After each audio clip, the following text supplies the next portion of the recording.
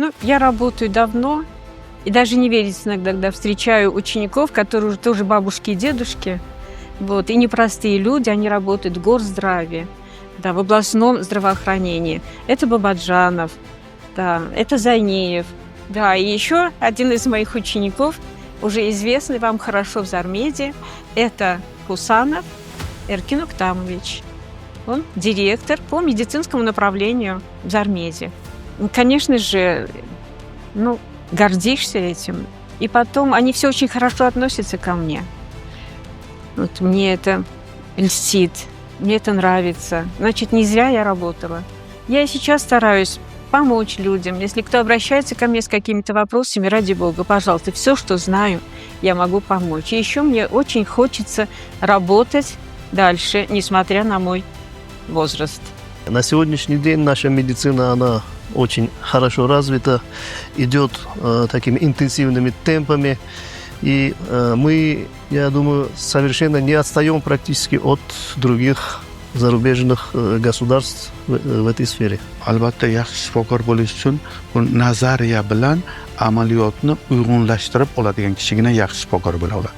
То есть bizga tasodifan shundaygina shu bor ekan deb kelgan umuman talabamiz yo'q. Hammalarida sazrevshi, yetilgan shu fikr niyat bilan kelyapti bizga. Так что в добрый путь, дорогие друзья, поступайте в наш Зармед, учитесь медицине.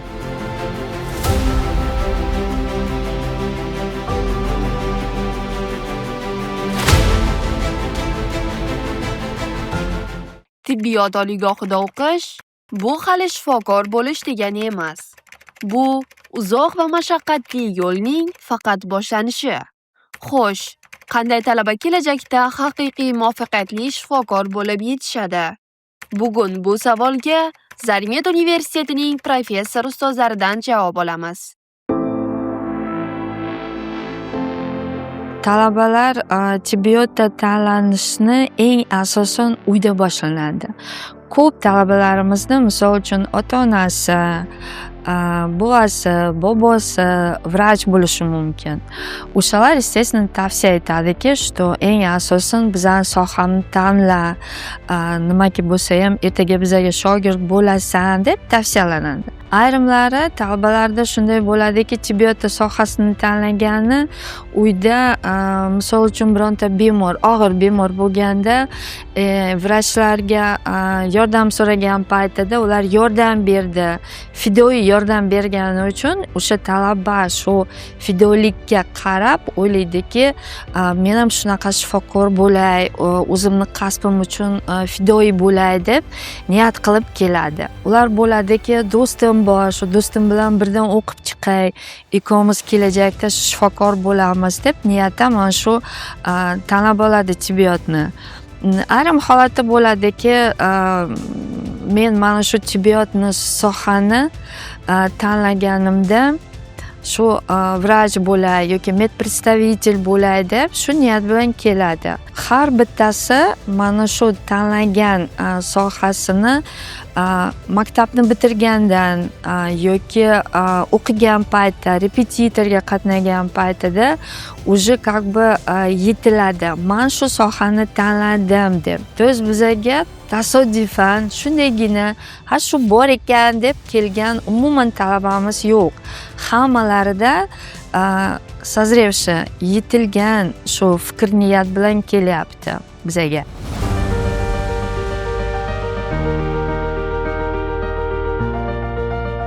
Для того, чтобы быть хорошим специалистом, нужно иметь, во-первых, большие знания, чтобы мы могли конкурировать с другими специалистами мирового значения. Политика нашего государства в данный момент направлена на то, чтобы мы не отставали и уже имели достаточно большой опыт в развитии современной медицины.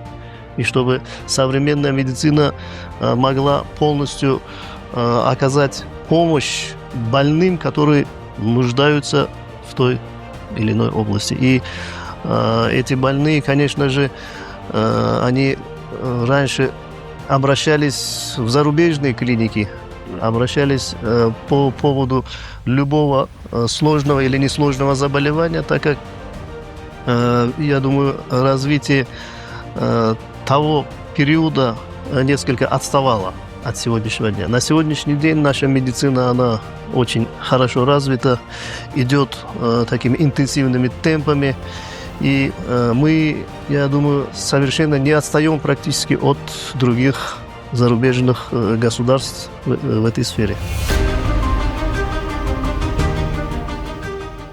Ну, я работаю давно, и даже не верится иногда, когда встречаю учеников, которые уже тоже бабушки и дедушки, вот, и непростые люди, они работают в горздраве, да, в областном здравоохранении. Это Бабаджанов, да, это Зайнеев, да, и еще один из моих учеников, уже известный вам хорошо в Зармеде, это Хусанов Эркин Уктамович.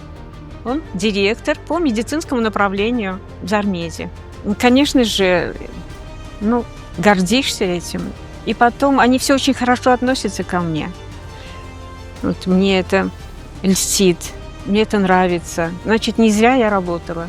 Я и сейчас стараюсь помочь людям. Если кто обращается ко мне с какими-то вопросами, ради бога, пожалуйста, все, что знаю, я могу помочь. И еще мне очень хочется работать дальше, несмотря на мой возраст.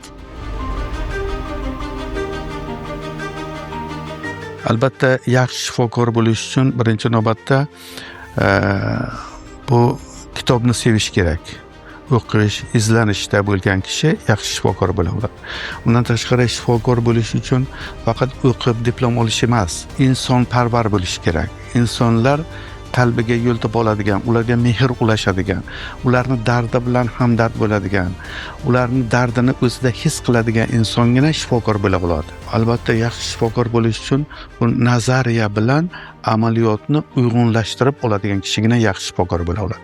Chunki fundamental fanlar deymiz, biz o'sha tibbiyotning asosi bo'lgan bu anatomiya, fiziologiya, gistologiya, patofizologiya, padanatomiya, biokimiya kabi fanlarni o'zlashtirmasdan oldin tibbiyot xodimi yaxshi tibbiyot xodimi bo'la olmaydi hech qachon. Shuning uchun ham ikkalasini baravar parallel ravishda olib borgan talabagina erta kelajakda yaxshi yetuk mutaxassis bo'la oladi. Для врача нет такого разделения теория или практика, потому что теория, она является базой практики, а практическая работа, она основана на теории. Поэтому это два равнозначных компонента, которые всегда должны покрывать друг друга и параллельно проводиться в течение в течение всей своей рабочей деятельности.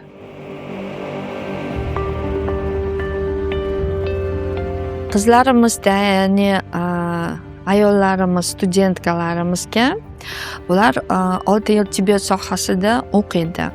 Bizada ikkita fakultet bo'lgani uchun asosiy ikkita fakultet это davolash bilan stomatologiya. Endi stomatologiya bo'yicha qizlarga sohasi ko'proq детский stomatologiya, bolalar stomatologiyasi, ortodontiya, terapevtik stomatologiya, davolash stomatologiya to'g'riroq keladi. Chunki u yerda kuch sarflanmaydi. Ular spokойно shu bemor o'tirgan joyida yordam ko'rsatishi mumkin, tishlarni davolashi mumkin. Bu yerda более aggressiv ish faoliyati bo'lmaydi. Qizlarga misol uchun челюстно-лицевая xirurgiya og'irroq bo'ladi, chunki bu yerda suyaklar o'z joyiga chiqishi mumkin. Tishlari singanda kuch bilan sug'orish kerak. Shunda men o'ylaymanki, ko'proq stomatologik terapiyaga borishga tavsiya etamiz. Davolashni bitirganda, естественно, ko'p qizlarimiz hammasi ko'proq harakat qiladiki, kardiologiya, terapiya, akusherstvo ginekologiyaga qatnashish uchun. Nimaga? Chunki bu sohalar именно, скажем так, нежные руки, muloyim qo'llar kerak bo'lganini talab qiladi. Eng qizig'i esa agar lor, kuz yo'nalish bo'yicha тоже qizlarimizga tavsiya etaman. Travmatologiya esa agar bu og'irroq narsa, chunki bu yerda kuch kerak. Даже gips qo'yganida ham bizlar salgina kuchliroq harakatlanishimiz kerak. Men ularga tavsiya eta olmayman. Misol uchun radiologiya тоже tavsiya eta olmayman, chunki baribir nimaki bo'lsa ham sizlar himoyalangan bo'lsangiz ham ayol organizmlari nurlanadi. Shuni men aytamanki, ko'proq qizlar ayollarimizga eng ko'proq tavsiya etishim это акушерство, ginekologiya, terapiya, kardiologiya, pediatriya, oftalmologiya, lor и eng asosiysi bu urologiya ayollar kishini davolash yo'nalishida. Chunki уже 40 dan oshgan paytida ko'p ayollarimizda tana sidik tizimida yallig'lanish, kasallanish paydo bo'lganda ko'plari misol uchun erkakka murojaat qilishga uyaladi. Shu uchun именно shu soha bo'yicha men tavsiya etamanki, что именно qizlar, ayollarimiz o'sha sohada ishlasa, men ko'proq tavsiya etaman. Chunki ayrim holatda ayollarimiz erkaklarga uncha murojaat qilishni xohlamaydi. Ko'plari aytadiki, shifokor ayol kishi bo'lsin, tug'dirganda, operatsiya qilgan paytida talab qilinyaptiki, o'shanga ko'proq именно qizlarimizga yo'naltirishni tavsiya etaman.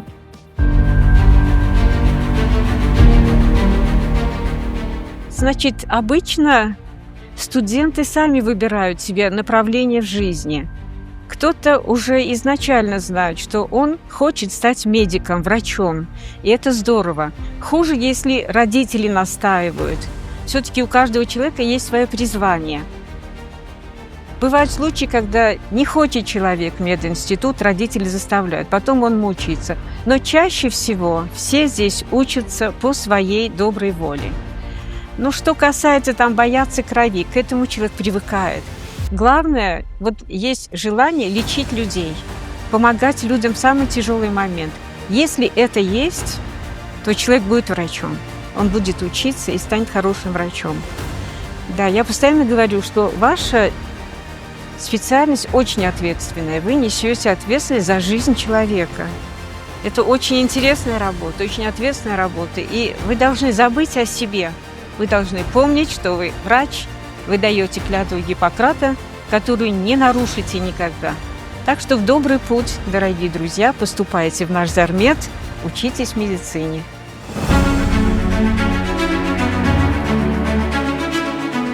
Albatta tibbiyot rivojlanishi degan vaqtga biz tibbiyotda o'sha tibbiyot sohasida o'lim ko'rsatkichi bo'ladi. Tibbiyot sohasida bo'ladigan kasallanish salmog'i deymiz. Tibbiyot sohasida bemorlar orasidagi nogironlik ko'rsatkichlarini pasayishi, bu demak shu joyda o'sha regionda tibbiyot sohasi yaxshi rivojlanganligini ko'rsatadigan bir mezon sanaladi. Mana bugungi kunda shu yangi texnologiyalar kirib kelishi bilan tibbiyotda albatta ana shu jarayonlarga sezilarli tarzda o'zgarishlar bo'ldi. Mana o'lim ko'rsatkichining kamayib borishi, kasallanish salmog'ining kamayishi, kasallanish darajasining pasayishi, o'rtacha umrning uzayib borishi albatta mana bu yangi texnologiyalarning kirib kelishidan dalolat beradi. Студент, который считает, что закончил высшее учебное заведение, получу диплом и буду специалистом высшего уровня, наверное, немного ошибается, потому что без получения определенных знаний очень сложно будет приобрести какие-то такие практические моменты. Не зная, скажем, работу организма, мы не сможем оказать определенную помощь, потому что незнание анатомии или же незнание физиологии или же патологии организма очень сложно будет установить диагноз, очень сложно будет назначить какое-то определенное лечение, и все это может привести, к сожалению, к плачевным результатам. Поэтому мы первое, что должны иметь в виду, это базовые знания. Все, что проходит значит, университет, все, что преподается, все, что дается со стороны преподавателей, это очень важно. И врач, который непосредственно занимается медицинской деятельностью, он должен иметь широкий кругозор знаний.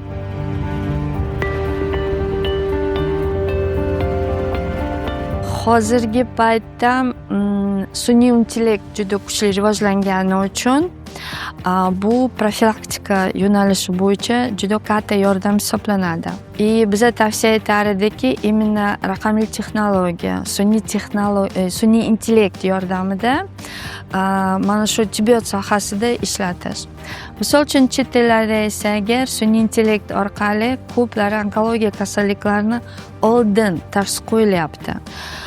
Biza hammamiz bilamiz, to kasalliklar agar bo'lsa, oldin tashxis qo'ygandan keyin tez davolanib sog'ayib ketish mumkin.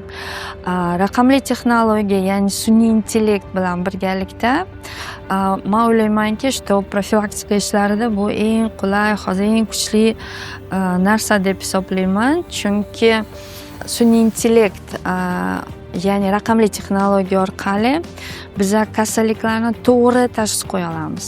Birinchidan uni bosqichlarini, ikkinchidan uni koinfeksiya bo'lganlarini, uchinchisidan men o'ylaymanki, даже mana shu infeksiya joylashganini nuqta nazardan tutgan holatda, chunki raqamli texnologiya bo'lganda o'shani topib beradi. Sun'iy intellekt desaga hamma bilimlarni to'planib bitta xulosaga keltirish mumkin. Bu unaqa emas, sun'iy intellektni to'g'ridan-to'g'ri joyiga ishlatish yo'q. Bu o'zi chuqur bilimiga ega bo'lgan insonlar uchun yordamchi uskuna hisoblanadi. Endi ko'plar aytadiki, sun'iy intellekt chizib beradi, yozib beradi, boshqa narsa qilib beradi. Shunaqa narsalari bor.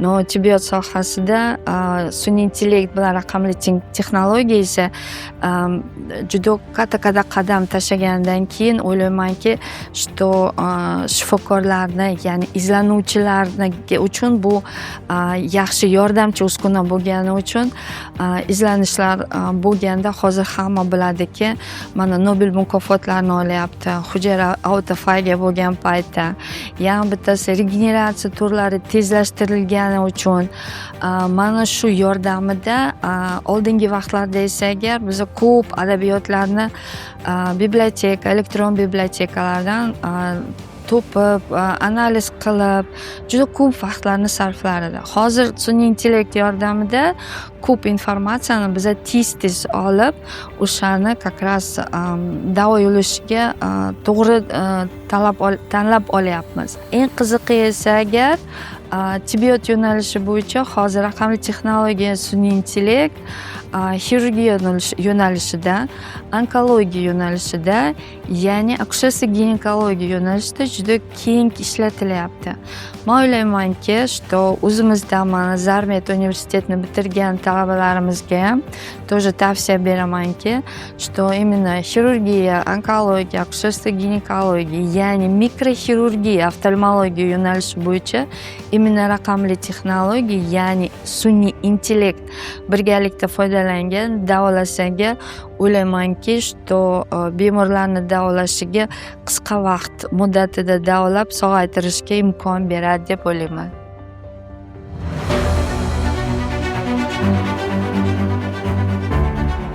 Прежде всего, сначала студенты занимаются упорно, получают знания здесь. Частенько было бы неплохо, если бы они продолжили свою учебу, например, в Питере, в магистратуре, чтобы там они очень много получат. Но и здесь тоже можно в магистратуре, есть очень опытные, например, если мы возьмем стоматологию, очень опытные стоматологи.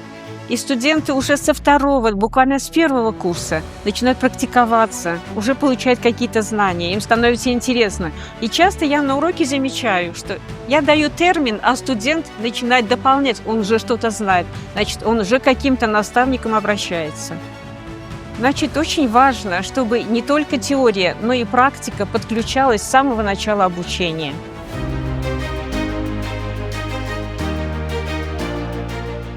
сложность нашей работы заключается в том, что наша профессия, она требует постоянной работы над собой, постоянного обучения, постоянного повышения навыков, повышения квалификации. И если мы ослабим эту нить, то, возможно, мы подвергнем себя тому, что допустим очень много ошибок. А ошибаться в нашей профессии это никак нельзя, потому что наша работа связана с жизнью человека. И человек, обратившись к специалисту, он ждет определенной помощи, и мы, в свою очередь, должны стараться оказать эту помощь на высококвалифицированном уровне.